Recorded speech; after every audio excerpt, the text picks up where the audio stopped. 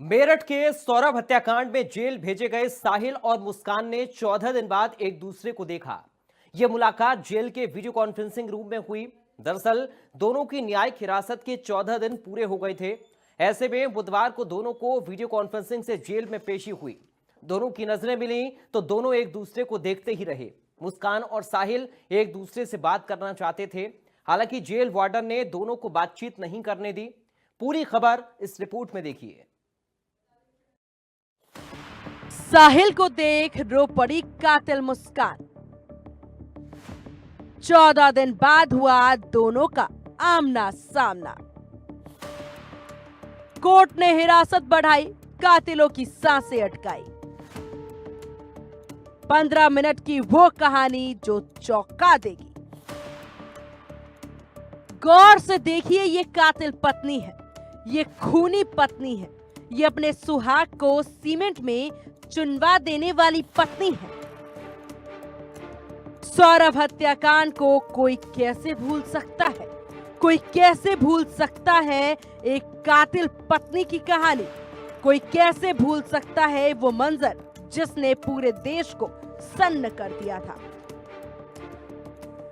गुनाह मेरठ में हुआ था, कत्ल घर में हुआ था, शव के टुकड़े ड्रम में छिपाए गए थे और फिर अय्याशी का खेल शुरू हुआ था। लेकिन कहते हैं ना, अपराधी चाहे कितना भी शातिर क्यों ना हो, अंत एक दिन जरूर होता है। साहिल और मुस्कान के डर्टी गेम का खुलासा हुआ तो फिर हाहाकार मच गया। पुलिस ने दोनों को गिरफ्तार किया। इस बार तारीख 2 अप्रैल थी। 14 दिन बाद आमने सामने थे मुस्कान और साहिल। मुस्कान की आंखों में आंसू थे, लेकिन आंसू अपनी करतूत पर नहीं बल्कि साहिल से जुदा होने पर थे। जेल सूत्रों के मुताबिक साहिल को देखते ही मुस्कान रो पड़ी।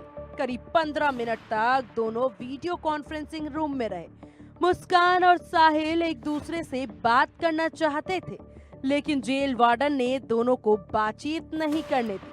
ऑनलाइन पेशी के दौरान जज ने पहले मुस्कान फिर साहिल का नाम पूछा, फिर किए कुछ सवाल। इसके बाद कोर्ट ने 14 दिन यानी कि 15 अप्रैल तक दोनों की न्यायिक हिरासत बढ़ा दी है। इसके बाद मुस्कान को महिला बंदियों और साहिल को पुरुष बंदियों की बैरक में भेज दिया गया। आप सही कह रहे हैं कि आज माननीय न्यायालय के आदेशानुसार दोनों की वीडियो कॉन्फ्रेंसिंग के माध्यम से पेशी कराई गई। जैसा कि आप जानते हैं, जिन बंदियों की चार्जशीट नहीं आती है उनको माननीय न्यायालय के आदेश के अनुक्रम में वीडियो कॉन्फ्रेंसिंग कराई जाती है। इसमें ये प्रक्रिया होती है कि माननीय न्यायालय से जो सरकारी वकील हैं वो, प्रोसिक्यूशन के जो वकील हैं वो, और माननीय न्यायालय जज साहब खुद और उनका स्टाफ आदि जुड़ते हैं, और जेल से जो अभियुक्त होते हैं, जो जिनके ऊपर आरोप होता है, आरोपी होते हैं, उनको जोड़ा जाता है। तो दोनों को जो है आज माननीय न्यायालय के समक्ष वीडियो कॉन्फ्रेंसिंग के द्वारा पेशी की। नहीं, ऐसा होता है कि जब एक केस के जो बंदी होते हैं उनको एक साथ पेश किया जाता है न्यायालय के समक्ष, क्योंकि काफी बंदियों की पेशी, लगभग 100 से ऊपर बंदियों की पेशी होती है। तो उन दोनों को भी एक साथ पेश किया गया।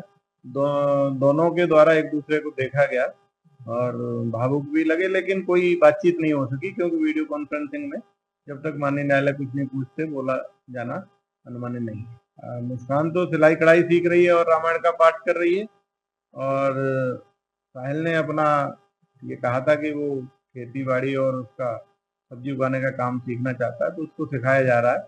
और ये तो केवल 8 दिन का कोर्स है, उसके बाद वो चाहेगा तो अलग भी कोई काम उसको चुनने की या सीखने की अनुमति है। सौरभ की हत्या के बाद से सवाल लगातार बने हुए हैं, सस्पेंस लगातार बरकरार है। मुस्कान और साहिल को आज 14 दिन की जो है न्यायिक हिरासत उसमें भेज दिया गया है और उनकी आज यानी कि वीडियो कॉन्फ्रेंसिंग के जरिए जेल से जो है कोर्ट में पेशी हुई है। सबसे पहले मैं आपको जो है चौधरी चरण सिंह जेल दिखा दूं कि इसी के अंदर मुस्कान और साहिल बंद है। पिछले यानी कि 19 तारीख को कोई सौरभ की हत्या में वे दोनों यहाँ पर लाए गए थे और अपनी जो है सजा इसी जेल के अंदर काट रहे हैं, क्योंकि पुलिस ने उनका 14 दिन का रिमांड लिया था। आज तो उनका रिमांड जो है खत्म हो गया था और उसके बाद आज फिर उन्हें 14 दिन की न्यायिक हिरासत में जो है रखने का कोर्ट ने आदेश दिया है। और जैसे ही मुस्कान बीसी जो कॉन्फ्रेंसिंग रूम था उसके अंदर पहुंची तो साहिल को देख के रोने लगी। वहीं वार्डन ने मुस्कान और साहिल को दोनों को अलग अलग रखा। दोनों के द्वारा आपस में कोई बातें नहीं की गई और 15 मिनट रहने के बाद उनको अपनी अपनी बैरक में भेज दिया। वहीं अब मेरठ पुलिस जल्द से जल्द इस मामले में चार्जशीट दाखिल करेगी और जल्द से जल्द इन दोनों को सजा हो सके। मेरठ पुलिस ने सौरभ हत्याकांड में चार्जशीट लगभग तैयार कर ली, जो अगले सप्ताह कोर्ट में पेश की जाएगी। पुलिस के इसकी डायरी में साफ किया गया है कि इस हत्याकांड की वजह तंत्र क्रिया नहीं बल्कि साहिल मुस्कान का प्रेम संबंध था। पुलिस के अनुसार मुस्कान पहले भी 2 बार बचपन में सौरभ के साथ भाग चुकी थी, लेकिन तीसरी बार भागकर दोनों ने शादी कर ली। सौरभ के विदेश में नौकरी करने के दौरान मुस्कान की अपने स्कूल के साथी साहिल से मुलाकात, फिर प्यार। सौरभ को पता लगने पर कई बार विरोध किया। मुस्कान के नहीं मानने पर सौरभ ने उसे तलाक देने का फैसला किया था।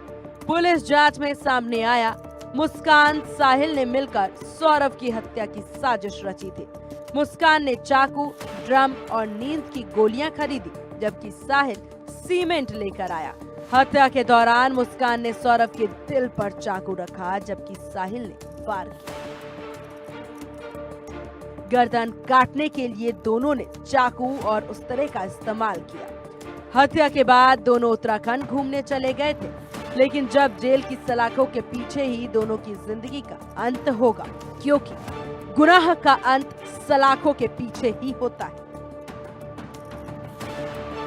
मेरठ से इंडिया न्यूज के लिए पंकज गुप्ता की रिपोर्ट।